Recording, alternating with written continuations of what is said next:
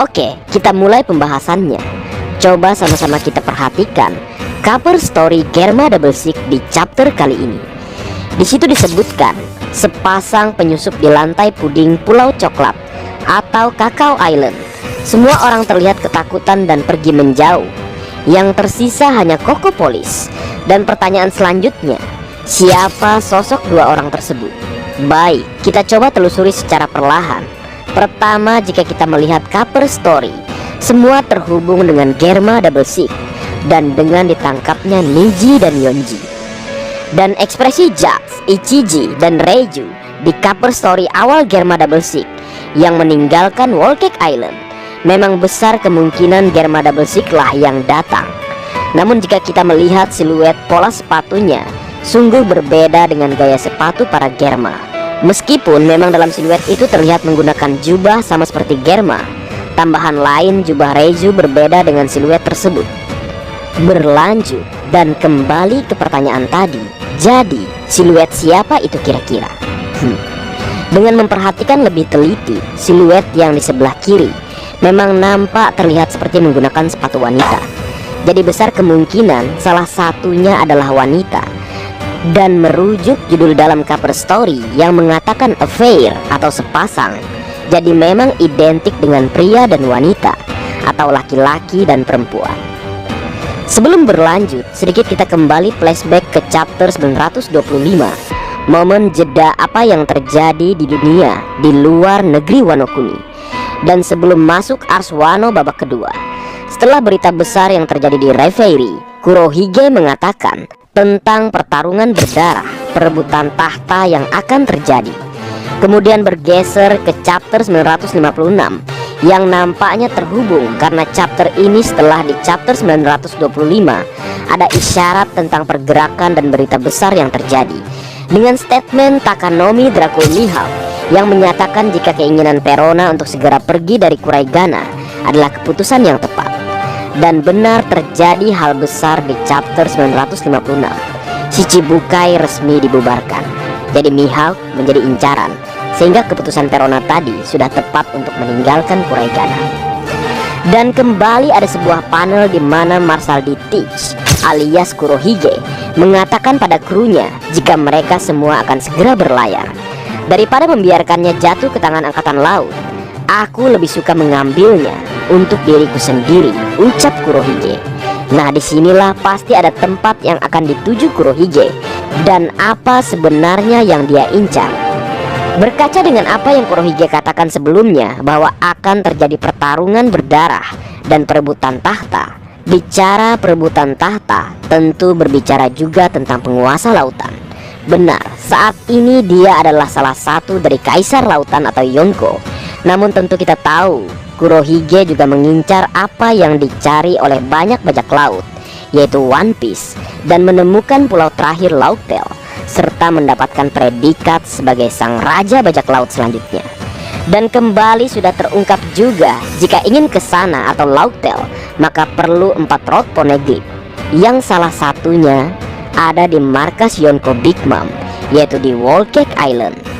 Saat ini Big Mom ada di Wano Kuni bersama sebagian besar kekuatan bajak lautnya, sehingga bisa kita asumsikan pertahanan Whole Cake Island melemah. Dengan ditambah fakta jika komandan manis terkuat yaitu Charlotte Katakuri dan juga komandan manis Charlotte Cracker yang kemungkinan masih dalam masa pemulihan usai ditumbangkan atau kalah melawan kapten tercinta kita.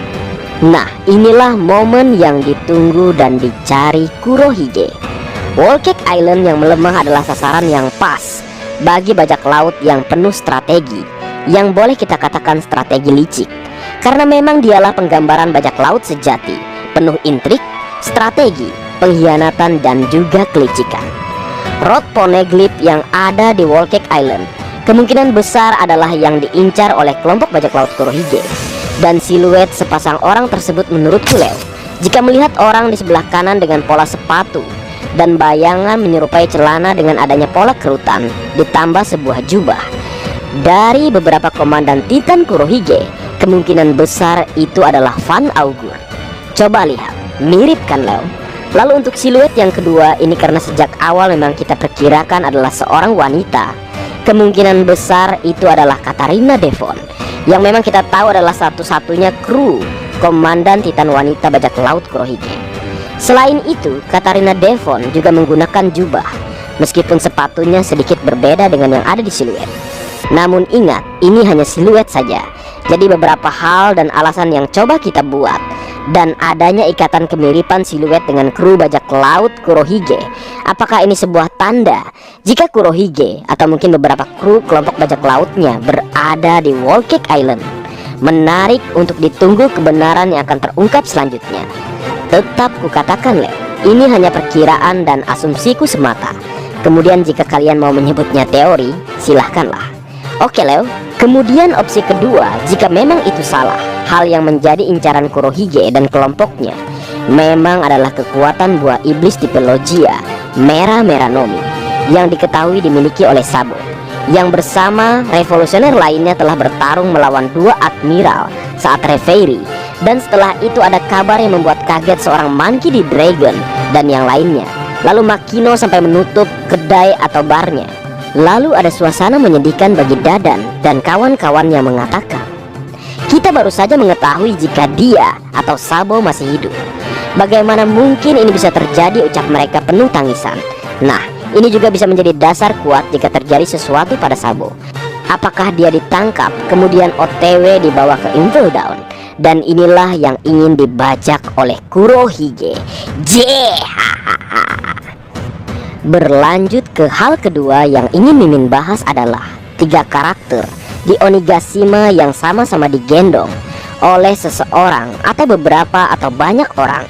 Yang pertama ada Beppo yang digendong atau diangkut kru Lau yang lain karena hampir pingsan karena menahan panasnya kastil yang terbakar. Lalu ada Killer yang juga digendong atau diangkut kru Eustace Captain Kidd karena terluka usai pertarungannya melawan Basil Hawkins. Kemudian yang terakhir ada Roro Noazoro yang digendong atau diangkut oleh Franky dalam kondisi pingsan dan terluka parah usai pertarungannya melawan King the Wildfire.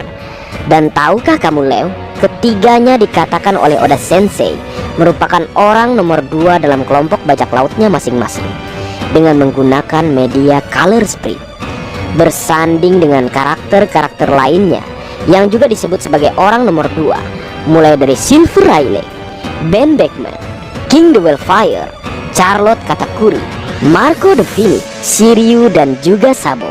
Nah,